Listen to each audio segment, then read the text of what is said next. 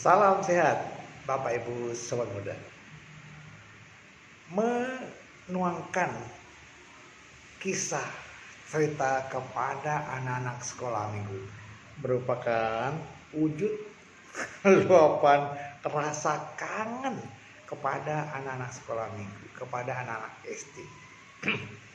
Bapak Ibu Sobat Muda, mengajar seorang anak, mengajar anak-anak di satu kelas SD dengan di tempat kebaktian sekolah dulu memang berbeda.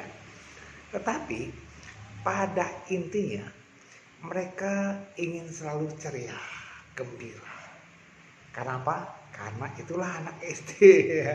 Bayangkan kalau di wihara kebaktian saja masih ada yang lari-lari, duduk bangun, nggak bosan-bosannya kelincahan mereka tertuang. Nah, inilah sebagai seorang pengasuh sekolah minggu, kita harus bisa menguasai. Contoh yang paling gampang, pada suatu ketika saya pernah menyampaikan tentang bakti anak kepada orang tua dan guru-gurunya. Nah, di sini kita sampaikan tentang pengertian berbakti kepada orang tua, kepada guru, bagaimana menerapkan rasa bakti kepada orang tua dan guru. Tentu supaya tidak membosankan, kita ada salingan lagu, ada permainan, ada tepuk bersama. Kenapa? Biar tidak jenuh. Lalu kita gambarkan bagaimana sikap bakti anak kepada orang tuanya.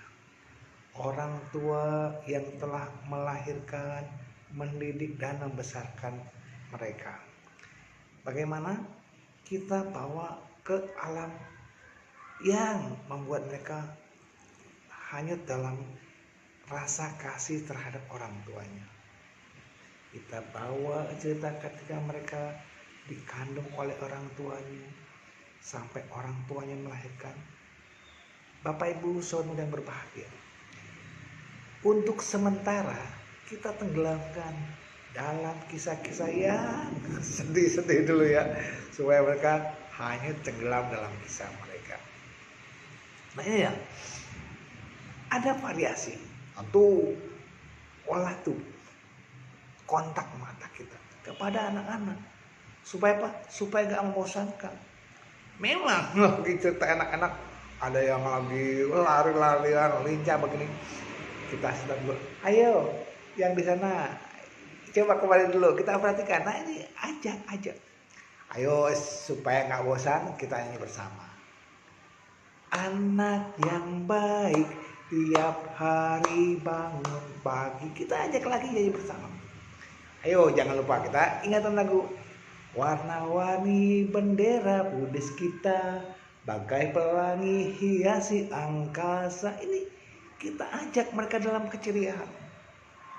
Tentu harus berkaitan dengan materi yang kita sampaikan.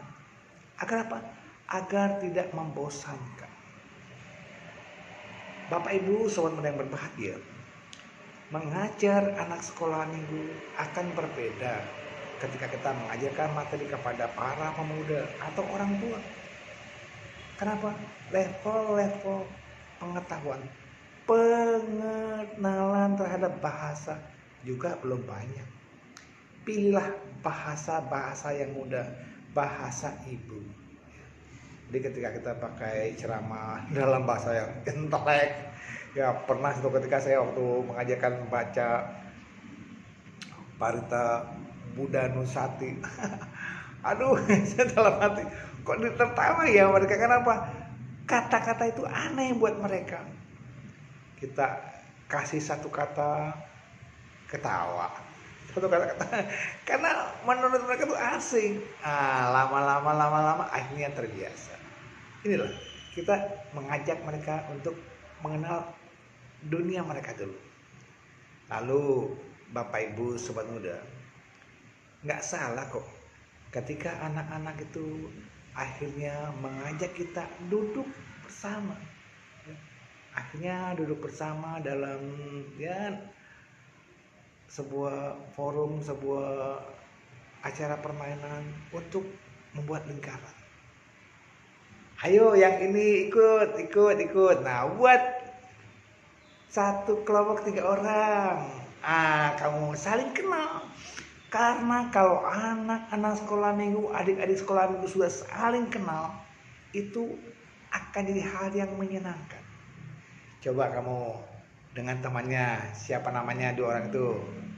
A, B. Nah ya, saling kenal. Ya kamu C, D, kamu E, F, semuanya saling berkenalan. Memang ada kadang-kadang wihara-wihara yang di mana anak-anak sekolah minggu nggak saling kenal. Oleh karena itu kita ajak mereka untuk saling mengenal, saling kenal, saling akrab, saling sapa. Keberanian. Ayo, siapa yang berani maju? Nyanyikan lagu Buddhis. Satu saja yuk. Ayo maju. Satu. Maju. Itu banyak. Akhirnya bisa sampai 5 orang. Coba kamu, apa lagu Buddhis yang kamu bisa? Kamu? Kita ajak mereka untuk bernyanyi lagu-lagu Buddhis. Bagaimana mereka menjiwai, mengenal, menghafal lagu-lagu Buddhis, akhirnya bisa. Oke, silakan duduk. Kita kasih hadiah. Pensil, penggaris, semua hadiah yang menarik buat mereka. Coba siapa yang bisa membacakan parita A, parita B, silakan maju. Kebersamaan mereka akhirnya berani mengungkapkan. Pernah suatu ketika saya menanyakan sesuatu ya tentang riwayat Sang Buddha. Pangeran Siddhartha dilahirkan di Taman Lumbini di bawah pohon. Di bawah pohon. Anak kecil maju. Ngomong apa? Salah. Nggak apa-apa. Kita kasih hadiah karena keberaniannya untuk maju. Kenapa nggak semua anak yang berani maju? Nah, ada yang berani maju, anak kecil. Kalau apa? Atau ketika ada acara kesenian atau acara hiburan, ayo sekarang kita lagi acara bernyanyi nih, siapa yang berani tampil?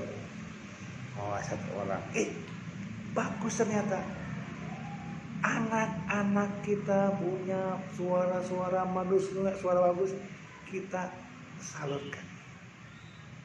Bapak Ibu Sobat Muda, sebuah kebahagiaan bagi anak-anak bisa bernyanyi di hadapan teman-teman. Oleh karenanya kita patut memberikan penghargaan buat mereka. Pertama karena keberaniannya.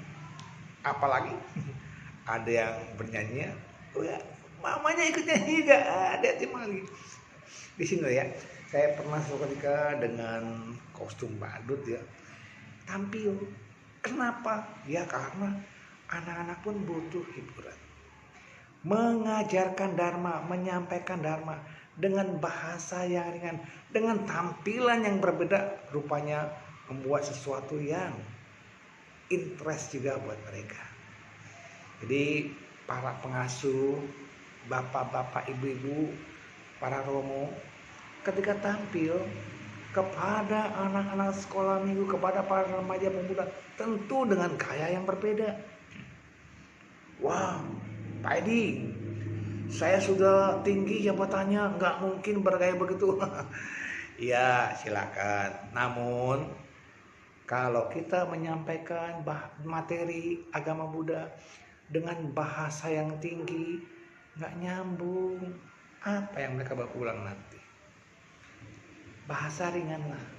Contoh yang kemarin ya, disampaikan tentang ajakan berbuat baik. Ayo anak-anak, mari kita berbuat baik sesegera mungkin, sesering mungkin. Jangan takut, perbuatan baik ini akan membawa kebahagiaan buat kita dan makhluk lain. Ayo kerjakan.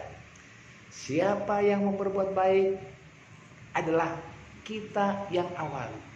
Dari sini pikiran kita ya, sebelum kita berkata-kata, bertindak, pasti ya pikiran sudah lebih dulu. Makanya sebelum berdana, adik-adik munculkan pikiran bahagia. Waktu dana dengan sopan, dengan bahagia. Nah, setelah dana kita berbahagia. Itu ya. Jadi adik-adik kalau berdana cobalah dengan hati gembira, dengan sikap yang sopan dan hati bahagia setelah berdana ya. Jangan repot-repot, kita harus pakai bahasa mereka. Ya, kalau kita pakai bahasa yang tinggi, anak-anak, sebelum berdana kita harus kembangkan pikiran-pikiran baik. Waktu berdana, adik-adik, kita berdana dengan sopan. Waktu berdana, sopan. Dan setelah berdana, adik-adik, kalian harus kembangkan pikiran bahagia. Apa yang terjadi? Mereka bubar. Kenapa? Ketinggian ya. Menyampaikan dana saja ya. Termasuk menyampaikan tentang rasa hormat kepada orang tua. Ya. Anak-anak, adik-adik sekolah minggu, kita semua dilahirkan oleh ibu. Orang tua kita ayah dan ibu. Hormatilah mereka, berbaktilah kepada mereka. Siapa yang mau denger? Ingat, kalau kepada anak-anak sekolah minggu harus dengan gaya yang menarik. Anak-anak, coba siapa yang melahirkan kita? Ayo. Mama, betul. Ibu, bunda. Ajak dengan bahasa mereka sendiri. Nah, karena mereka melahirkan kita harus banyak berbuat baik, sopan. Lagi dia betul, itulah bahasa mereka. Jawaban mereka yang bermacam-macam. Kita betulkan, tepukan ya. Sebuah inspirasi yang baik. Atau mungkin kita menjelaskan materi tentang hal-hal yang rumit seperti 30 alam kehidupan. Wow. Bagaimana anak-anak bisa memahami? Ya, kita pakai bahasa yang ringan. Inilah Bapak Ibu Sobat Buddha. Yang terpenting setelah kita mengajarkan agama Buddha, anak itu mau menerapkan, mempraktekkan ajaran agama Buddha di kehidupan sehari-hari. Minimal dengan sahabatnya dia sopan, dengan keluarganya dia berbakti, di pendidikannya dia punya kemauan belajar dan punya pandangan ke depan tentang masa depannya. Semoga kita semuanya menjadi orang-orang yang berani tampil beda dalam mengajarkan agama kepada adik-adik sekolah minggu dengan bahasa yang ringan-ringan saja.